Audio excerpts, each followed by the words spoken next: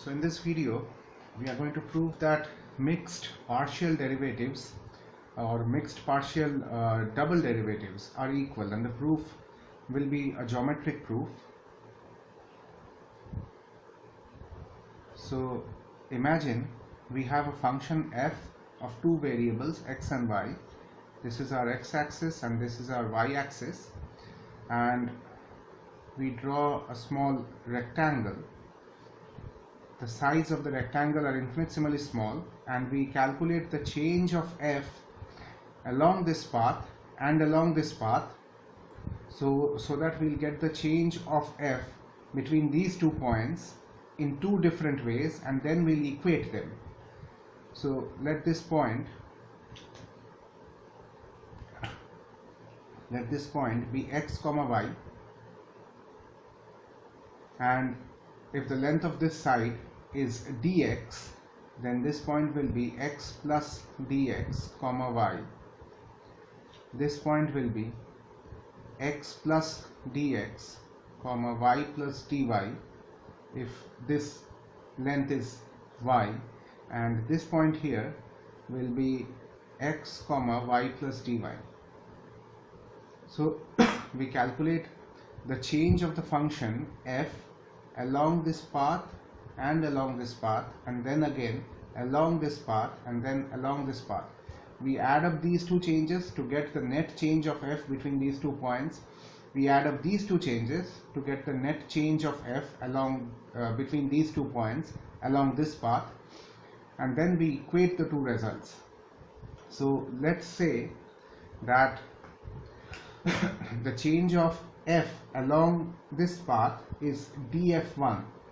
Note that f1 is not a new function. I'm just denoting the change of f along this path. If I say that this path is path 1, then df1 represents the change of f along this path. Along this path, let's say the change is df2. That is the difference between the value of the function here and here is df2. Along this path it's df3, and along this path it's df4. So what is df1? df1 being the change of the function between this point and this point. So df1 equals the rate at which the function changes with respect to x evaluated at the point x comma y times dx. So the rate at which the function changes at this point multiplied by how much x has changed as I move from this point to this point represents the change in the function f between these 2 points. What is df2? df2 which is the difference between the value of the function here and here, is the rate at which the function changes with respect to y at the point x plus dx comma y times how much y has changed as we go from here to here. So the net change is the sum of these two, but the partial of f with respect to y is in itself a function. It's a function of x and y, and therefore we can say that the value of this function at the point x plus dx comma y equals the value of this function at the point x comma y plus the rate at which this function changes with respect to x times the change in x as we go from here to here. So the rate at which the function changes with respect to x times dx.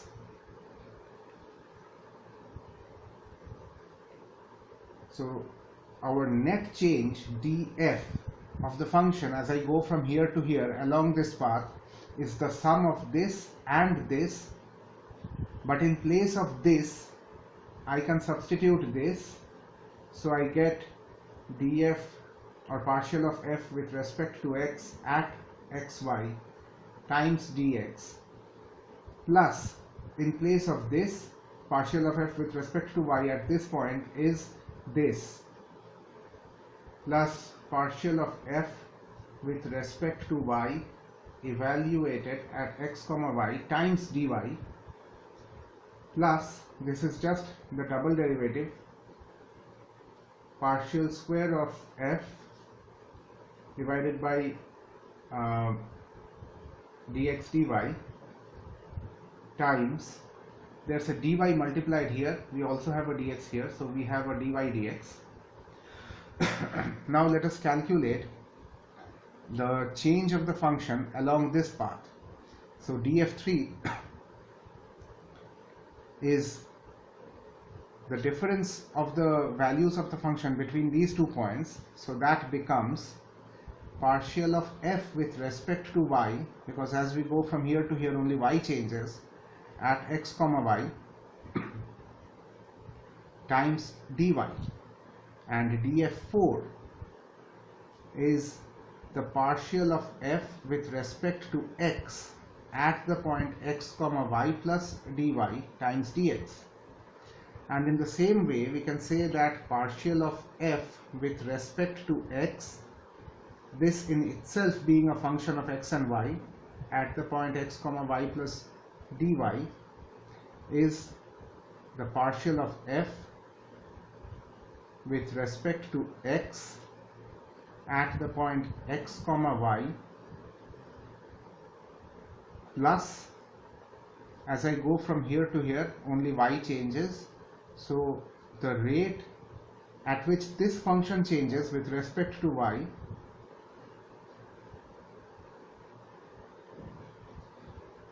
times the change in y. So if I substitute this in place of this, I get df4, or let me write out the whole thing, df, which is the sum of df3 and df4, is partial of f with respect to y at xy times dy plus df4, but in df4 in place of this I'll substitute this, so I get partial of f with respect to x at xy times dx, plus this is just the double derivative, so partial square of f by dy dx times, there was a dx multiplied here and there's a dy multiplied here, so I get dx dy. Now compare these two equations, both representing df.